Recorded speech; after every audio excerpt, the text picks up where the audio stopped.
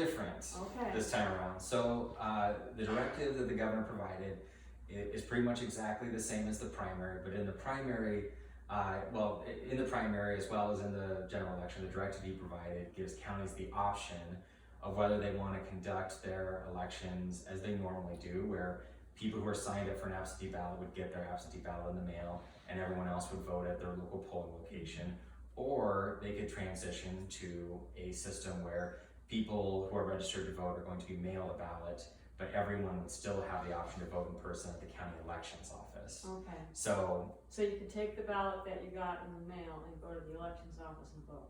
yeah, and just sort of the same way that the elections office has functioned Right. for all these other elections, where up until election day, 8 p.m., you can register to vote, you can drop off a ballot, you can get a new ballot if something happened to your previous ballot, the dog ate it or something Right. like that. So that resource will still be there for people, but in most of the counties so far, they've opted for a system where all the registered voters are going to be mailed a ballot. Have most of the counties in this general election done that? So most of them have, but Uh-huh. there, as of right now, I believe there's 5 or 6 that we're still waiting on to make that decision, and that deadline is coming up soon. Mm-hmm. But as the time that we're taping this, there's 13 counties that have opted to conduct their elections just as they normally would, in a non-COVID time.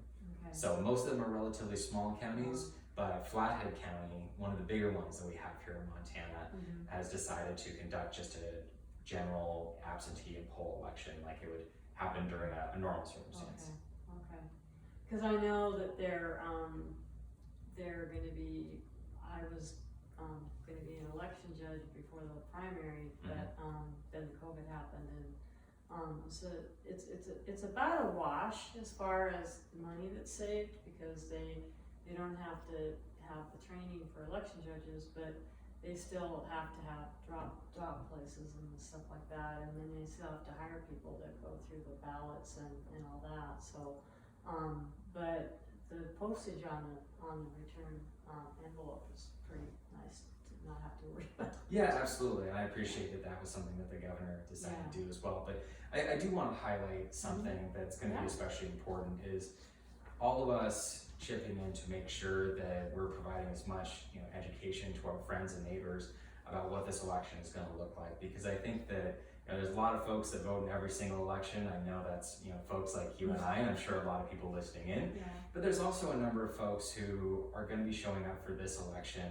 and it's probably the first time that they've voted since the last presidential election. So they're not going to have the information about what is going to be different about this information if our friends and neighbors are not helping out, if our county elections office don't have the ability to get that message out. So I think the importance of education in a year like this to make sure that nobody's confused about the process and that everybody has an equal opportunity to have their voice heard and their vote counted is going to be especially important.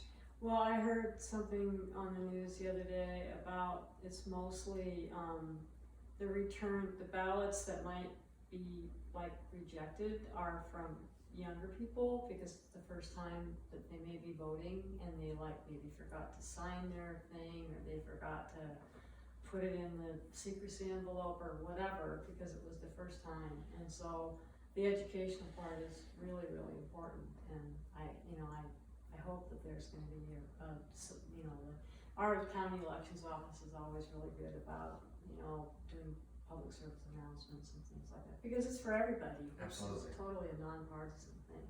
So. Well, and I just want to highlight this because I think this is a big contrast between the sort of campaign that we've run and what we're seeing from our opponent, our current Secretary of State's office. Please do. I mean, this is a big concern for me because in a COVID era, our county clerks are asking for guidance. They're asking for leadership about what do you do in any number of these situations. You talked about rejected ballots. You talk about any number of the different challenges that come up from dealing with the COVID world that we're dealing with right now. Right. And in the face of that, this current Secretary of State and my opponent, who is the Deputy Secretary of State, have provided no answers and no leadership. I mean, people are asking, what do we do to get the PPE that we need to make sure that our elections officials and the voters that come in are able to cast a ballot safely? No answers, no support, no help at all. And beyond that, I mean, some of them are saying, well, what do you do in a situation where the election administrator or some of their staff are sick on election day or are quarantined on election day? how do we make sure that our elections still run seamlessly? No answers, no support, no guidance. So I think that we need leadership in this office that will ensure that the people of Montana have absolute confidence that our elections are going to be run smoothly, transparently, and honestly. And I'm very, very grateful for our county clerks and reporters that are doing amazing work on the ground to ensure that that will happen. And I think that we can give a lot of credit to them. I would say almost all of the credit to them for a great primary election that we had before, but it would be pretty nice if we had leadership at the top that would give them the answers they need and the tools they need to be successful in this election. Yeah, in more ways than one. So I guess we can switch over to the ballots or the business side of it. And when you had Deb and Marty Essen on and you were talking about the business services, I know that a lot of attorneys use the Secretary of State's office every day. Lots of times, every day. Yeah. And I have some real concerns about how things are. It seems like the current Secretary of State just wants to make things harder, business harder to conduct. And I know that when he first came in, he changed that dot on the website, and so people couldn't get through because they've been using the old one, and just little things like that really can be annoying. And I know that you've talked a lot about customer service and treating the customer with respect and giving them good service, because we are customers and we do require good service and service with a smile. And so just talk a little bit about the business side of it. Well, certainly the concerns that you heard from Marty and Deb on our show that we did a few Mondays back are not just concerns from one couple in one part of Montana. As I've traveled around the state, as I've talked with people who are business owners across the state, I've heard countless concerns from people about the way that this office is running right now, and the fact that there seems to be more red tape and bureaucracy than ever before.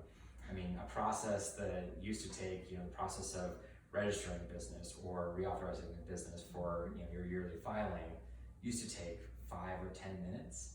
And now people are telling me that waiting through the website and getting through all of the different, nooks and crannies that have been created to go through this process is now taking much more time. People are having to bring in lawyers and accountants to try to navigate through this process. And to me, that is just not the customer service that Montana should expect. I mean, my goal with the business side of this office is to ensure that people can get in, get out, and get on with their day. And I think that's especially important during the COVID era. I mean, we know that businesses, especially our Main Street businesses, small businesses, are struggling right now. Trying to make sure that they have every minute they can to keep their business open and get their employees the tools they need to succeed. So every single second, every minute that we require people to go through Helena's bureaucracy is time that they can't invest in their business, and that's less time that they're able to put food on their family's table. And that's what's driving me to make sure that this office is always working for the people of Montana. Well, I know that I think I met you probably, I think it was Robin Hamilton dropped out and you stepped up to run for the legislature. 10 years ago. Yeah, time flies. But I've always known you as a voting advocate, and it's like your biggest thing in your life is making sure that people can vote, making sure that everyone can vote, and I just really appreciate that about you. I remember telling you one day, gosh, Bryce, thinking very positively, you got 8 years as Secretary of State and then you can run for governor, and you said, all I've ever wanted to be is Secretary of State. And I was like, wow, that's pretty cool. Yeah, well, I mean, and even beyond that, let me just say that I never really had any grand ambitions of running for a statewide office. I was very happy to serve in the legislature and have the opportunity to advance bills that make people's lives better, to work with Republicans and Democrats to ensure that and we were able to advance the agenda that helps Montana thrive. And I never really planned to step into a race like this, but after having seen the incompetence and corruption that has existed in this office over the last 4 years, and the damage that they have done to our democracy, to our business services, to the land board, I felt like we needed some new leadership, and I felt like we needed somebody that knew the job and somebody that would do it for the right reasons, because we see far too many people jump into any number of these races, this one included, to take on these jobs as some sort of stepping stone or like a political trophy, or something where they can take this office for the sole purpose of looking down the line to think about someday being governor or a U.S. senator or whatever it may be. I mean, I've told people before, and I'll say it again, like, I want to do this job because I care about it in a way that is personal. I mean, I started out my life in politics by going out in pouring rain and knee-deep snow to register people to vote. I mean, it was, an amazing experience, and one that allowed me to register Republicans and Democrats and independents and everyone in between. I mean, it's because I didn't really care about what their political persuasion was. I just wanted to make sure that more people had a chance to have their voice heard. I just believe that all Montanans deserve to have the ability to cast a ballot, and certainly all of us deserve to have access to our public lands. All of us deserve to be able to get into this office and get the tools we need to help young entrepreneurs start their businesses and get Montana's economy thriving. Well, you mentioned the land board. We haven't talked about that. Sure. But talk a little bit about the Secretary of State's position on the land board and what that means. Absolutely. So the land board is an incredibly important piece of this job, and again, one that often doesn't get discussed as much as some of the others. So the land board is 5 statewide officials. The governor is the chair, and then you've got the Secretary of State, the state auditor, the attorney general, and the superintendent of public instruction that all sit there and they decide what happens with our 5 million plus acres of public lands. And that's a big, big task. And the sad part is that over 4 years, or the last 4 years, under the leadership of people like my opponent or my predecessor, they have been doing everything they can to make it harder for us to access these public lands that we all own. But they all say that we need our public lands, so it's so strange. Well, this is the sad part about it, is that over and over, we hear from these folks who have adopted the slogan, keep our public lands in public hands. But their actions are telling us a very different thing. I mean, we have seen them stand with people that want to put up gates and barbed wire to keep the rest of us out. And we've seen them do everything they can to turn down proposals that would provide for new easements, for new opportunities to use programs like Habitat Montana to make sure we can get into these landlocked areas that have been lost for a generation, places to hike and hunt and fish and explore. And we need a land board that is going to make sure that we have more access, not even just maintaining what we have now, but making sure that we can find new opportunities to ensure that all Montanans can get access to these special places. And I think this is another big contrast between me and my opponent. I just have to say that a reporter asked her, what do you think about the land board? And her only response was, I'm not well versed about what the land board does. And after having worked in that office for 4 years, an office that has a seat on the land board, that was shocking to me. And it just proves to me that we need somebody there that not only knows the land board is, but knows the priorities of the people of Montana on that land board and will fight for them every day. So right now, the governor is kind of the gatekeeper, right? Because everyone else is a Republican.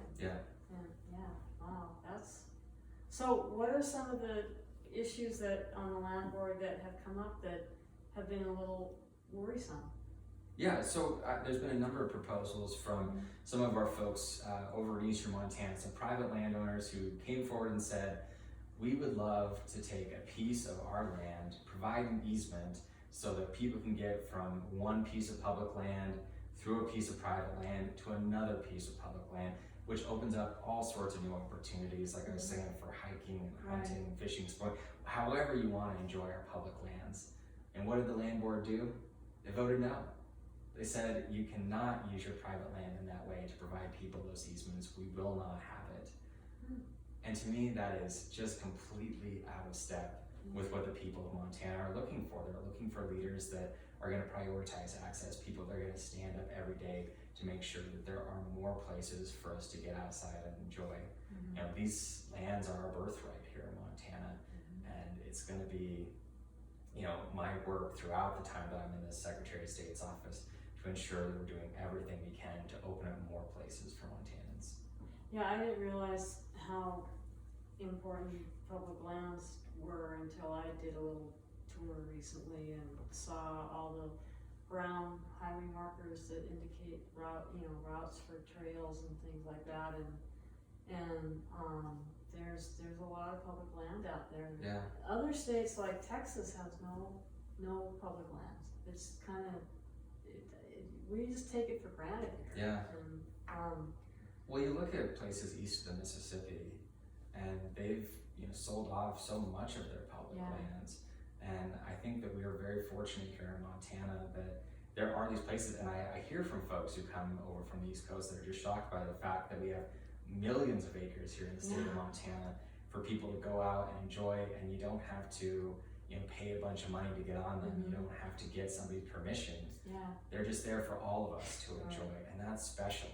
You know, I grew up swimming in Flathead Lake. I grew up hiking up Pompey's Pillar over in eastern Montana. I mean, these are the things that define my youth. These are the things that define so much of the youths that in our current days for so many folks that live here in Montana. And it's frightening to think that we would have a Secretary of State that would side with some of the special interest groups out there that want to sell these special places off to the highest bidder. I mean, people that want to transfer our federal lands into state ownership so that they would be transferred out and given to private landowners. So there's fewer and fewer places for us to get to. So I think that this issue is a big contrast piece when it comes to the decision that Montanans are going to have to make when it comes to who should be leading us on the land board and who should be leading us as our next Secretary of State. And for someone to say I'm not well versed is kind of a clue that maybe they should be Secretary of State. Yeah, no, it's jarring to say the least. Really. Yeah. Well, is there anything else that you'd like our viewers and listeners to know? Well, I just appreciate the opportunity to chat with you today. I mean, these are issues, as I hope you can tell by how animated I am here, that are incredibly important to me. And I know that they're important to Montanans, and that's why I've done as much as I have over the 10 years that I've been in the legislature, and throughout this campaign for Secretary of State, to talk with Montanans about the issues that are important to them. And I know that if I have the opportunity to get there, I will be an advocate for the people of Montana. I will make sure that we don't just have somebody that's sitting behind a desk calculating our next political move. We'll have somebody that's going to do the job because they know how critically important it is for the people of Montana. So your business ballots in Big Sky is usually on Mondays? Mondays at 5:30. Tune in. Give me a little plug. I appreciate that. I never expected to, as part of this campaign, to have a weekly show, but it's been a lot of fun, and we've had a lot of great conversations with people. So I hope that folks will tune in. They're generally about 30 minutes long, and we get to chat about the campaign trail. We talk about some of the issues facing the office, and certainly, there's a lot of big challenges that Montanans are going to be facing in 2020 that have a lot of direct oversight in this office, and it's a great opportunity for us to go beyond any sort of sound bites or the 6 seconds that we have to share our answers in a lot of other formats. We can dig into the details, and we can talk about why these issues are important and why each and every one of them should be on the ballot in 2020. And that's on your Facebook page? Facebook Live, Is that Bryce Bennett for? I think it's /Bennett, the number 4, Montana. Okay. But if you just search for Bryce Bennett, you'll find us there. Okay. Well, thanks, Bryce, for coming in. Awesome. Thanks so much for having me. I appreciate it. Take care. All right.